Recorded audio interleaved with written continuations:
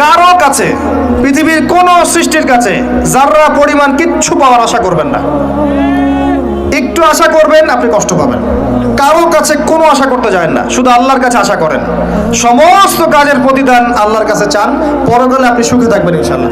শেষ হাসি আপনি হাসবেন ইনশাআল্লাহ। এছাড়া আমি কোনো সলিউশন দেখি না ভাই। আমি কলিজা থেকে কথাগুলো বললাম আপনাকে, আর যে কথা কলিজা থেকে বের হয় সেই কথা আপনার কলিজার মধ্যে আঘাত করবে ইনশাআল্লাহ। সব কাজ শুধু আল্লাহর জন্য করেন, কেউ আপনার আপন না। আল্লাহ ছাড়া কেউ আপনার আপন নয়।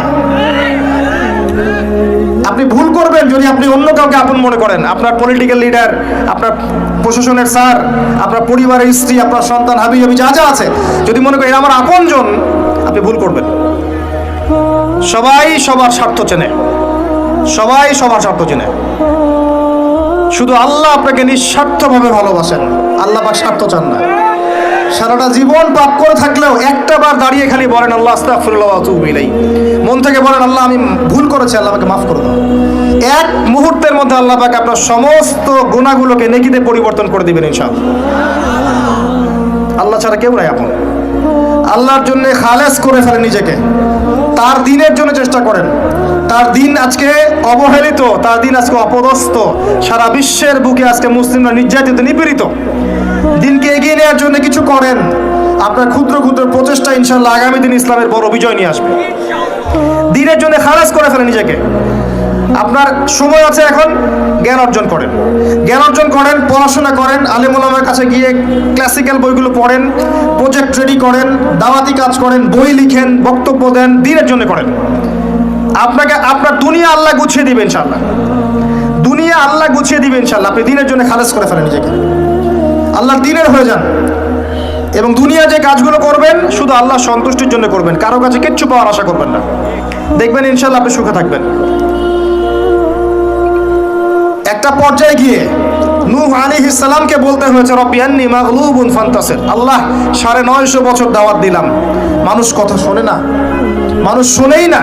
950 বছর দাওয়াত দিলাম, আল্লাহ আমার পরিবারের লোকও কথা শোনে না। আল্লাহ আমি পরাজিত, তুমি আমাকে সাহায্য করো। একটা পর্যায়ে গিয়ে লূত আলাইহিস সালামকেও তার স্ত্রী সন্তান ছেড়ে চলে যেতে হলো। একটা পর্যায়ে গিয়ে ইব্রাহিম আলাইহিস সালামকে তার বাবাকে ছেড়ে চলে যেতে হলো। একটা পর্যায়ে গিয়ে আসহাবুল কাহফকে সমাজ থেকে চলে যেতে হলো দূরে। একটা পর্যায়ে গিয়ে মুহাম্মদ সাল্লাল্লাহু আলাইহি ওয়াসাল্লামকে হিজরত করে চলে যেতে হলো, সাথে কেউ ছিল না।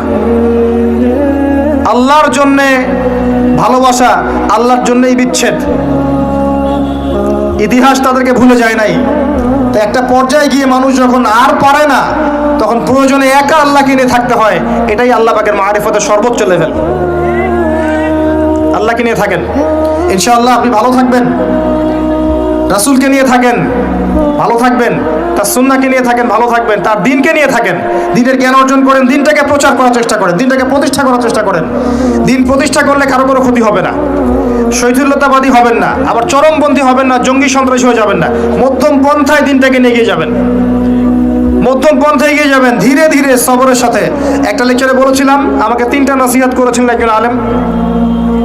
বলেছিলেন প্রথমে জ্ঞান অর্জন করো, 1, 2, তারপরে তুমি ধৈর্য ধরা শিখো, আর 3 সাহসী হও। ভীরু কাপুরুষের জন্য জান্নাত নয়, তিনি বলেছিলেন। অতএব এভাবে চিন্তা করলে আপনি ইনশাআল্লাহ দুনিয়াতে ঠকবেন না, বা দুনিয়াতে ঠকলেও পরকালে আপনি জিতবেন ইনশাআল্লাহ তাআলা।